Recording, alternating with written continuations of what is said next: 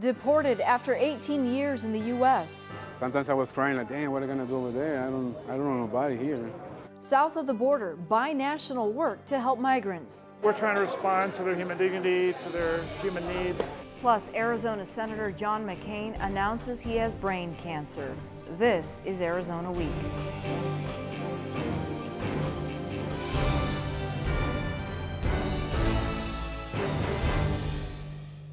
Hello, and thanks for joining us. This week, Arizona Senator John McCain announced he has a brain tumor. Here's Arizona Public Media's Christopher Conover with more. The diagnosis was announced days after Senator McCain's office said he had a blood clot removed over his left eye. A biopsy of that clot revealed it was an aggressive form of brain cancer. His surgeons say they removed all the cancer, and now a course of chemotherapy and radiation will begin. After the announcement, Senator McCain sent out a tweet thanking people for the well wishes and also promising he'll be back at work soon. The diagnosis does raise questions. What happens if the senator cannot serve out his term?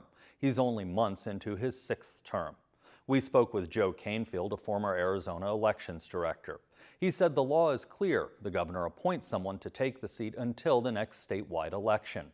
Some have questioned whether Governor Doug Ducey could appoint himself to the position. Canfield says yes. If Senator McCain leaves office within the next year, it would put both of Arizona's U.S. Senate seats on the ballot during the 2018 election season. On to other news this week. The Tucson sector of the U.S. Border Patrol announced it is bringing back a program that it hopes will deter migrants from entering the U.S. illegally by prosecuting first-time crossers. The program began in June, and already 600 people have been charged. Daniel Hernandez, an agency spokesman, took Arizona Public Media on a ride-along near Sasabe. Here he is with more on the initiative. The mindset behind the first-time crossing apprehension was to prevent the loss of life. So many people take the risk, specifically in the West Desert, west of Tucson, and those people generally feel that a crossing there would get them into the United States and face very little repercussions as a result if they do get caught.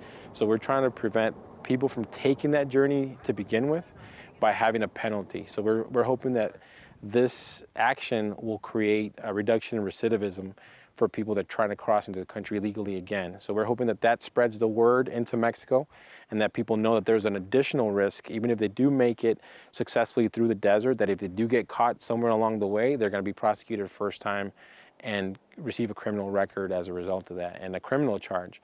Although the detention time might not be as severe, or they might not be held for a very long time, they might be sent back to the country of origin right away, they will still have a penalty the next time they try to re-enter the country.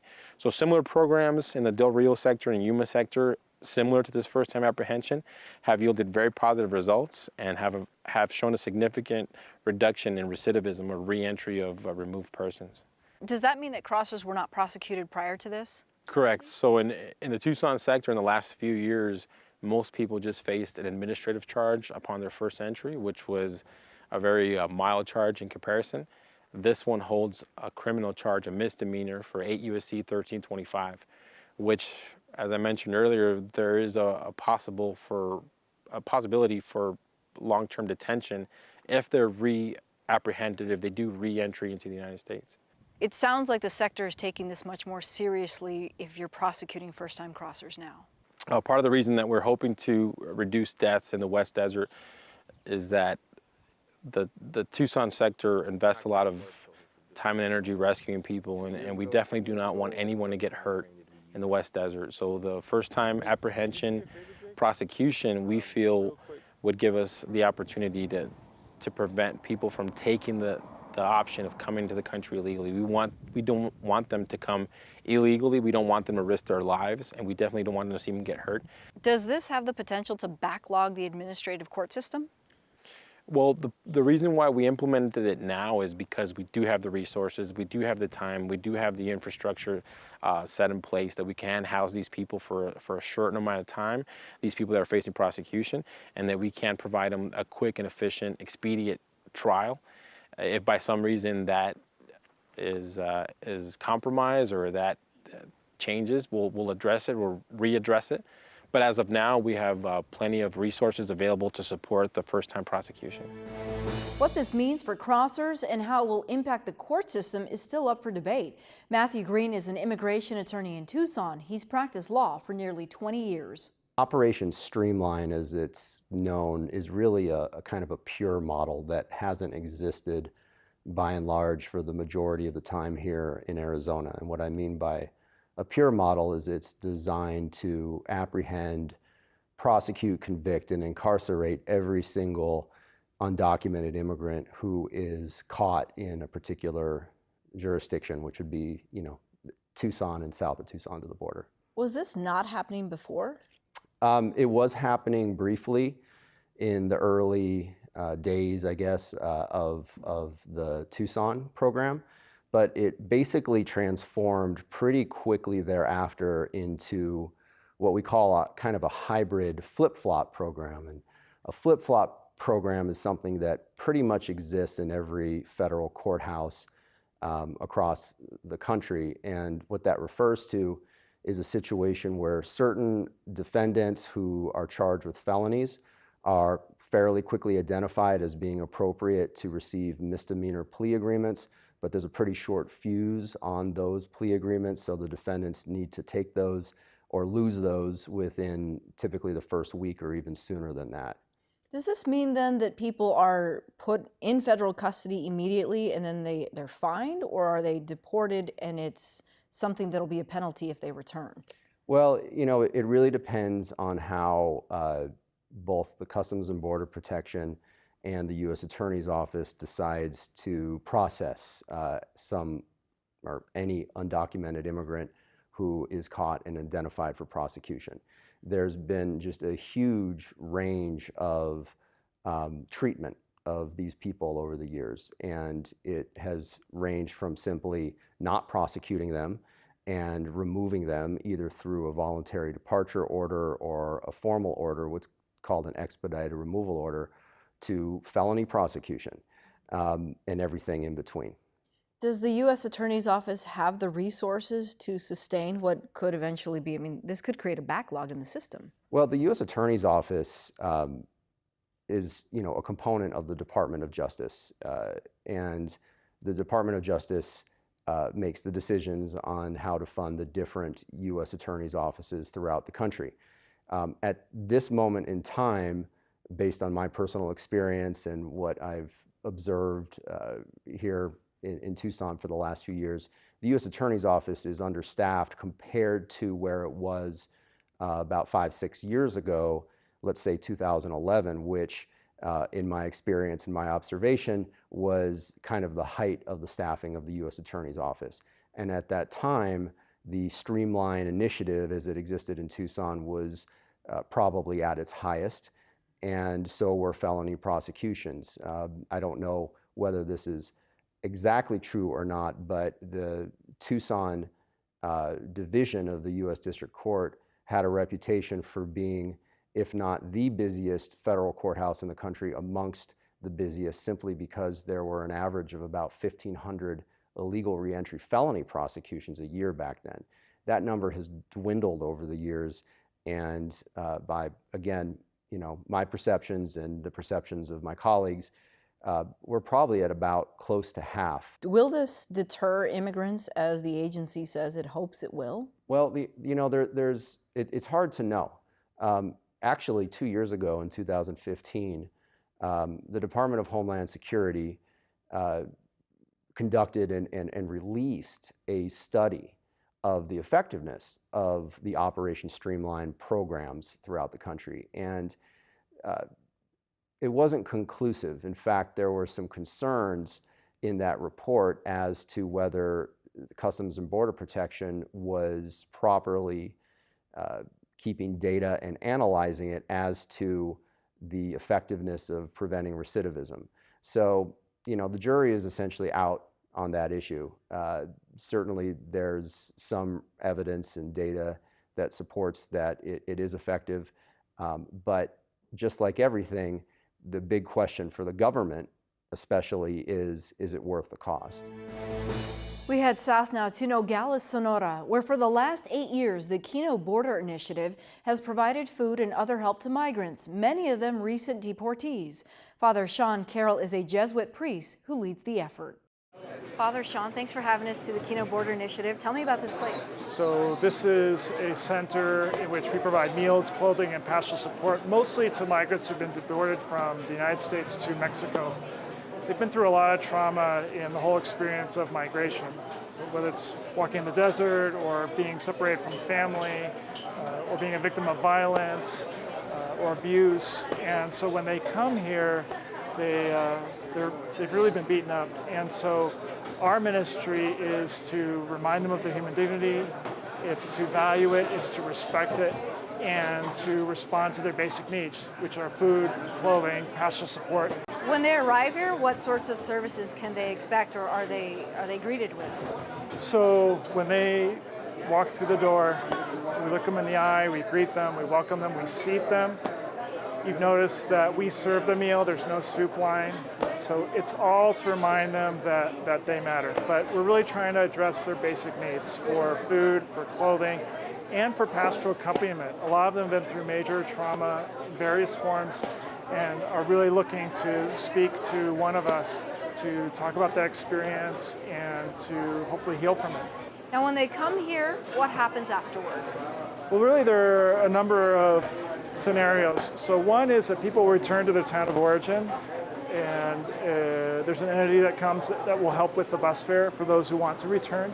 A small number will stay in Nogales, Sonora, and try to set up a way of life here, try to get a job, to try to find a place to live.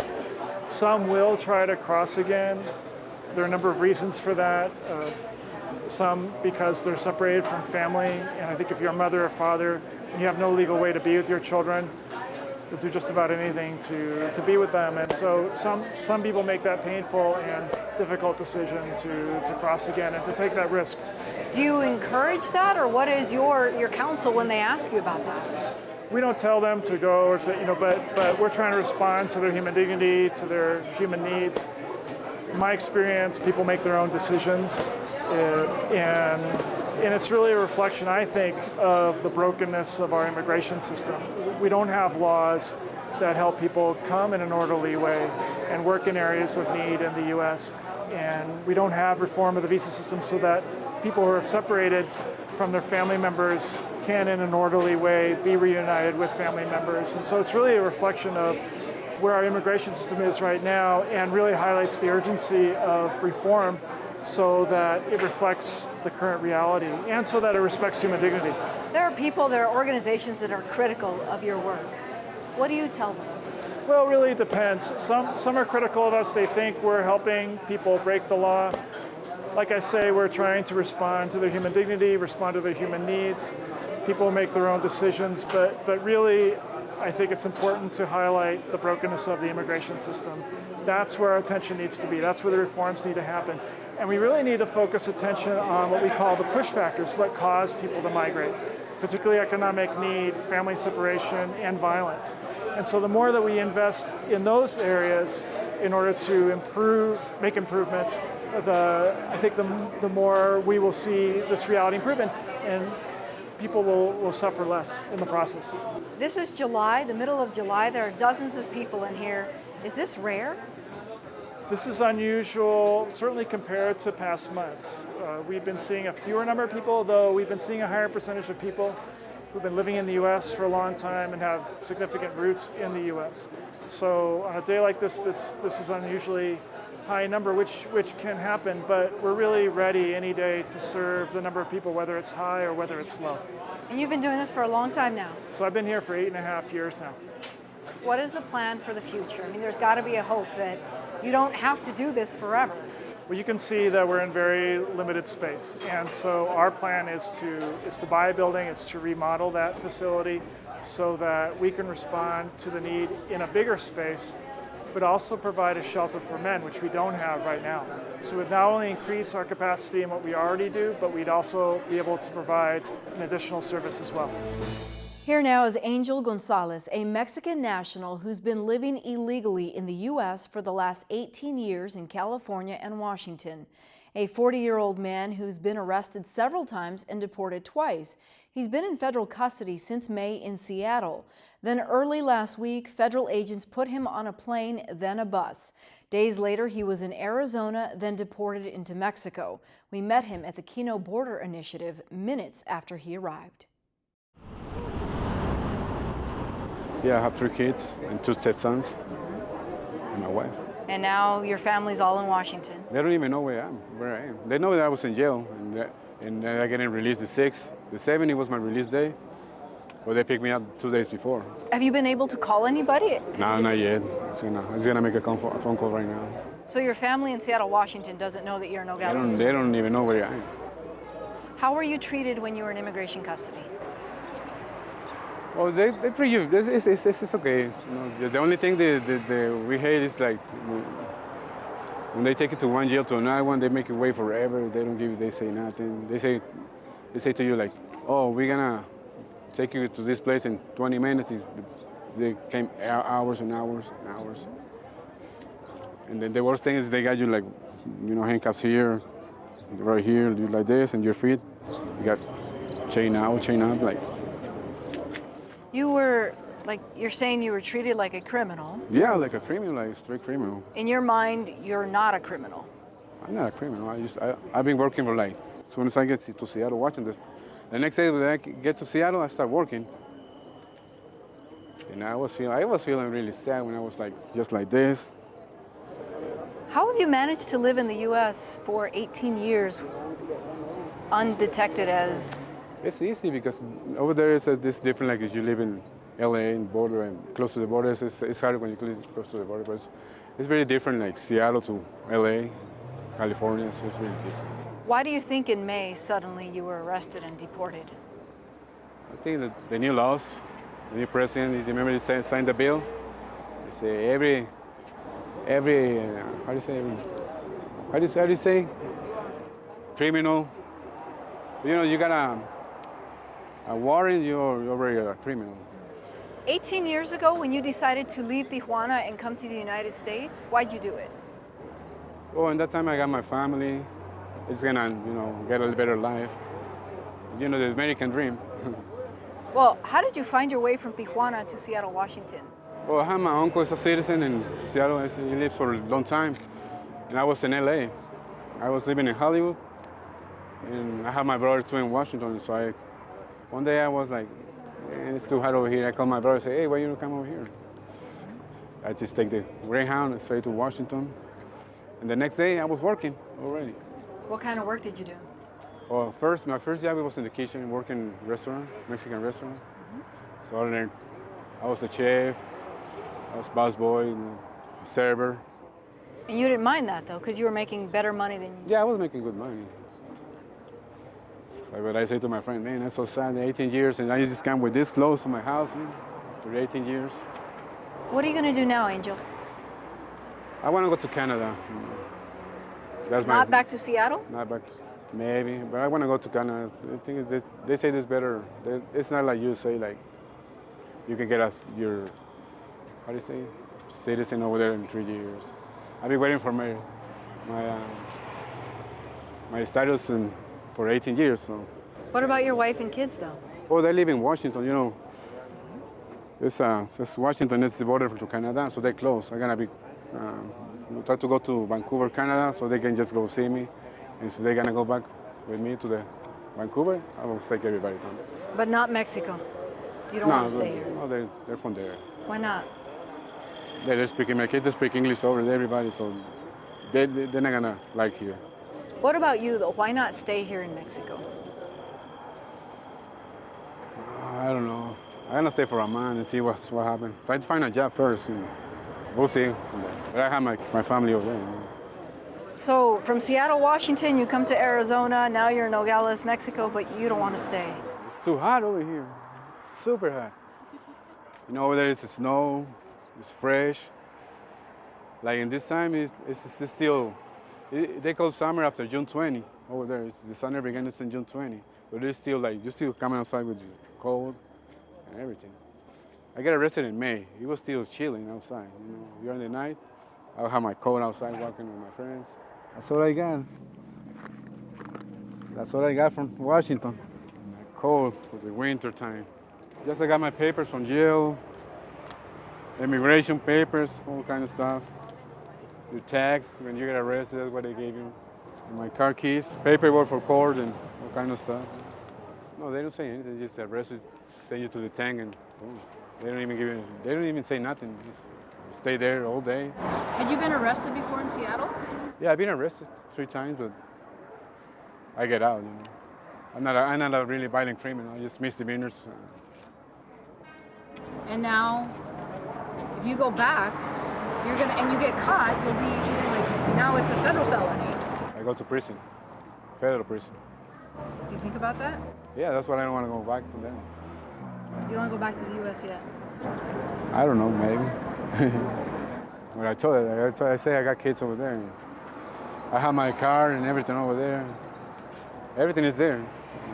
So I want to be sure I have this right. You had a domestic violence, you said a case. That's why they picked you up. Well, I think they picked me up for the other thing, for the deportation. That's because, well, I told you I gave different name, and when I got my license and everything, I have my real name. So it's, you know, you get your fingerprints first in how do you call them? In the border. Mm-hmm. I think that's what happened because when they booked me in jail, I got my real name, a different name. So you gave them your uncle's name? Yeah. So do you think it was wrong of you to give them someone else's name? Because then that might cause problems for him? I don't got problem for him. Probably it was for me because that's the reason they deport me. Because I was using a different false name. False name. And it's like a felony. They call it like a felony. Why not just give them your real name? That was back in the days, you know, you use different names. Like I would be arrested for immigration a couple of times. Every time they arrest me, I give them a different name. But back in that time, they only take a picture, and that's it, and they let you go the same. Sometimes the same day, a couple hours, and they let you go. After 96, after 96, they started doing when they changed the laws and everything, you know, they make the walls and all that stuff. That's when everything changed. There are probably people who are going to watch this and think like, you know what? He was living in Mexico, he crossed illegally, he's been living illegally in the United States. This is part of what happens. What do you tell those people? Don't get caught for the police. Pay your taxes. You regret what happened? Well, it's what it is. I'm here. I just gotta go back to my mom's house. Yeah, come back again. What was it like when you got to this place? Was it comforting to know that here there was food and? Oh, this is amazing, you know, because I just got here and I said, damn, I was like, sometimes I was crying like, damn, what am I gonna do over there? I don't know nobody here. And some guys that already deported, they tell me about this kind of places, you know. The U.S. Border Patrol works with foreign governments and human rights groups to help immigrants. 2 years ago, the agency launched the Missing Migrant Team, agents who work with consulates and other organizations to help families find their missing loved ones.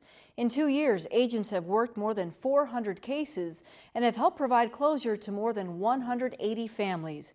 Agents have also assisted in identifying 70 people in the National Missing and Unidentified Person System. Mario Agundez is a longtime Border Patrol agent who developed the Missing Migrant Team, and the hope is that it spreads nationwide. Our intent is to try to put all the pieces of the puzzle together by implementing the collaboration we have with foreign consulates from primarily Mexico, Guatemala, El Salvador, and Honduras, and then encompass all the non-government organizations that are collaborating in the area that we can help them make a better use of their limited resources, let it be ours or theirs. And with the medical examiner's offices, we're actually trying to help out facilitate some of the identifications so they don't have to be expanding their holding facilities and be able to provide closure and resolution to this decedent as fast as possible.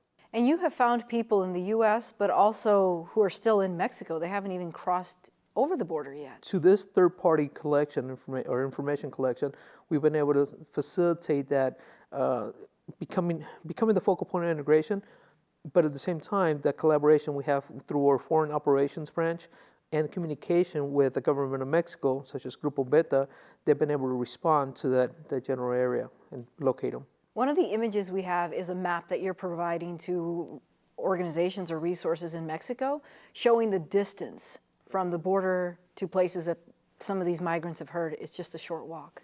Correct. So this is the thing. Smuggling organizations are going to do whatever it is to convince people that it's just going to take a day or two to get to the final destination. Through these messaging campaigns, preventing campaigns that develop through our sector, is to educate the people that before they make that decision, they at least have a general idea that it's not going to take a day or two. It just gives them a sense of reality before the smuggler gets to them and brainwashes them. So how does this work? Families contact who first? Right, so in order to report a missing person, what we do is we ask families to contact the respective foreign consulates. Foreign consulates will collect the information that is necessary in order to share it with Border Patrol in regards to the whereabouts of this missing person. And it can be from a basic, it was apprehended, to the 4 categories that we handle: a rescue, a body recovery, or identification of a decedent, all based on the third-party information that we get from the family members. And who's paying for this ultimately? So right now, I'll be completely honest, it's costing us the salary of 1 or 2 agents and a scanner that we bought for $600.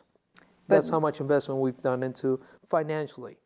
In regards to family reunification, obviously it's going to cost the government money to process them and hold them and transport them. But if a body is found, a decedent is found, the foreign consulate is responsible to help the family abroad in paying for the repatriation of the remains. The foreign consulate is the one that makes the official identification documentation for the medical examiner to certify that this is the person. This is interesting because sometimes Border Patrol gets a bad rap for not having that compassion, that emotional part of this job, but this is proof that you guys are, as an agency, trying to provide some closure to these families. Definitely, and I'm not here speaking for on my behalf, on my experience as board star or whatever. I'm speaking for the agency, to the point that this program has actually taken off not only in Arizona but in South Texas, the Rio Grande, the Rio and Laredo sectors, and now we're looking at making a national program to expand it all across the southwest border. What is it like when you're able to give that family some answers? Well, definitely, it's just that closure of resolution. When the humanity kicks in, it doesn't matter what country they're from or whatnot, what beliefs they might have. The fact that they're sending you that thank the Border Patrol for what they're doing, it's just that's the most rewarding part. And that's our program. For all of us at Arizona Public Media, I'm Lorraine Rivera. Thanks for joining us.